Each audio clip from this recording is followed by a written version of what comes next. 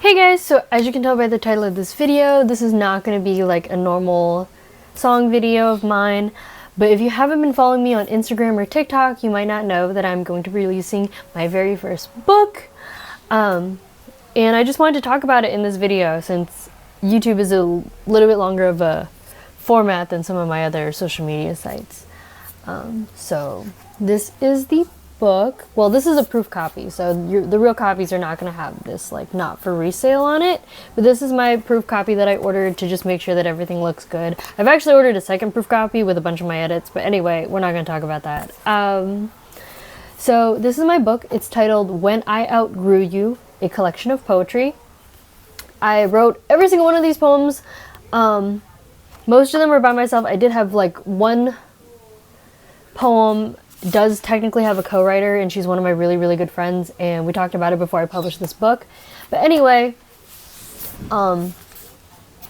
I have been working on this for about 6-ish months, like actually like sitting down and working on it. Some of these poems are a couple years old, so like I think I wrote a couple of these one of these like 5 years ago or something like that. And some of them are from high school, like at least a few of these are from high school.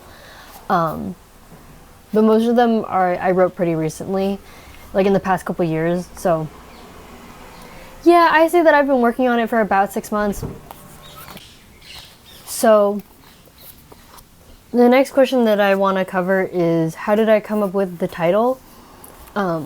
I found that when I was compiling all of the poems together and like putting them in the right order and just kind of reviewing the contents of the poems themselves, they all sort of have this theme of growing up and like outgrowing things and outgrowing people and, you know, outgrowing thought patterns, beliefs, outgrowing trauma, outgrowing even like previous more intellectual thoughts of like, you know, I feel like as a person, no matter where you're from, your beliefs about the world and how it operates is always going to change.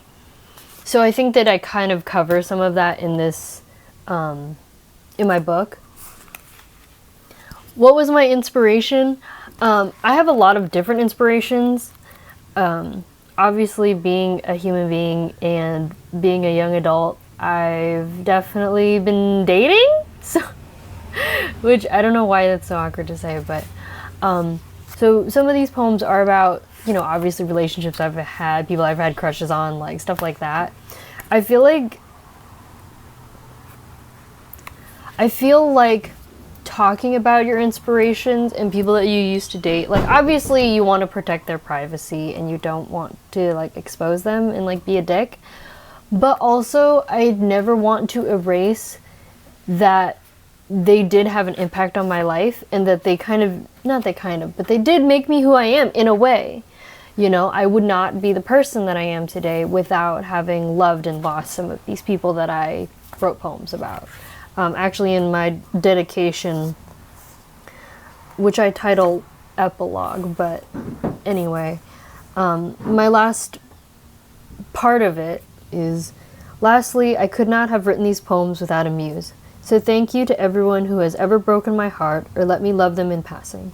I could not be the person or writer I am today without learning what heartbreak, loss, and love means or doesn't mean. And I feel like no matter how awful some of my relationships have been in the past, I can now, as a person who's like sat with those feelings and, you know, process those events, that even though shit happened, I'm very grateful for that happened, because I feel like it made me a better person, and then it made me a stronger person, and that it showed me what I was capable of. And that's kind of just like honestly an underlying theme of like coming into contact with situations, realizing some shit, realizing what works and what doesn't work, outgrowing feelings and people and situations that, you know, you used to tolerate, and you're just like, oh, like I experienced that, but now my life is different and that's fine. You know what I mean? So it feels a little bit like, I mean, I'm not a lyrical genius like Halsey is, but I feel like this has a very similar thought process and theme to like her Manic album, where you're just like outgrowing stuff. You're just like, okay, like this no longer applies, and that's cool.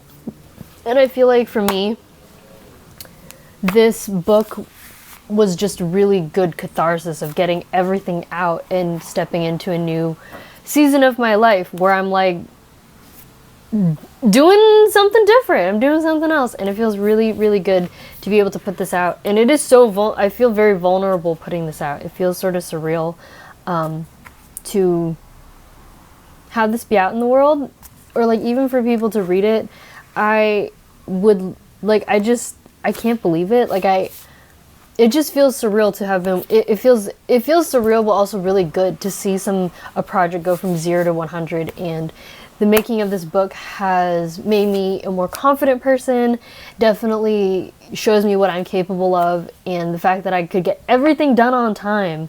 I can get it done. I got it done on time. Everything was, you know, maybe not everything went perfectly the way that I had hoped it would, but you know, I'm very happy with the fact that I was able to do this. Anyway, I'm rambling, but obviously it comes out on November 30th, and you can purchase it on Amazon. I will leave a link in the bio of this video. It'll also be on my bio site on my Instagram. And yeah, thank you so much for listening and letting me ramble. I hope you enjoy the book. Be careful with it. There's a lot of feelings in there. So I hope you enjoy it, and yeah.